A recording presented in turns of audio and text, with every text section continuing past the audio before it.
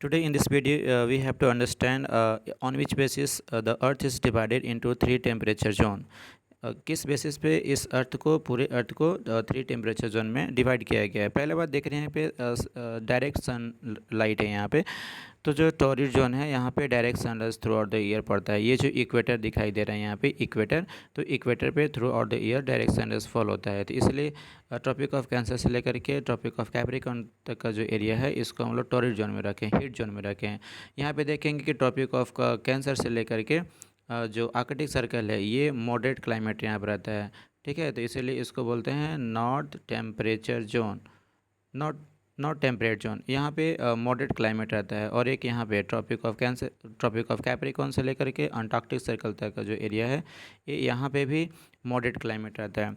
लेकिन हाँ, दूसरे कंडीशंस में यहाँ पे देखेंगे कि जो फ्रिजिड जोन है, फ्रिजिड जोन ये इसलिए रखा गया है क्योंकि ये हमेशा थ्रू आउट द ईयर यहाँ पे जो सन रेज है वो स्लैंडिंग पड़ता है, तिरछा पड़ता है। इसलिए यहाँ पे हीट कभी भी प्रॉपर नहीं पहुँच पाता है, हीट उतना ऑब्जर्व नहीं हो पाता है। देखेंगे कि जब नदर्न हेमिस्फीयर जब सन की तरफ टिल्टेड रहता है तो ऐसे कंडीशन में डायरेक्ट सनराइज है ना ट्रॉपिक ऑफ कैप्रिकॉर्न तक फॉल होता है। इसलिए यहाँ पे नदर्न हेमिस्फीयर का जो टेम्परेचर जोन है यहाँ पे देखेंगे कि समर सीजन एक्सपीरियंस होता है।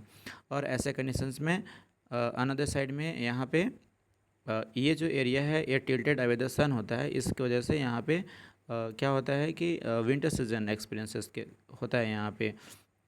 अनदर कंडीशंस में देखेंगे कि अगर northern hemisphere tilted away the sun है, सन के अपोजिट टिल्टेड है, तो ऐसे कंडीशन में सदर्न हेमिस्फीयर का जो पार्ट है ये टिल्टेड टुवर्ड द सन होता है, सन की तरफ झुका हुआ रहता है।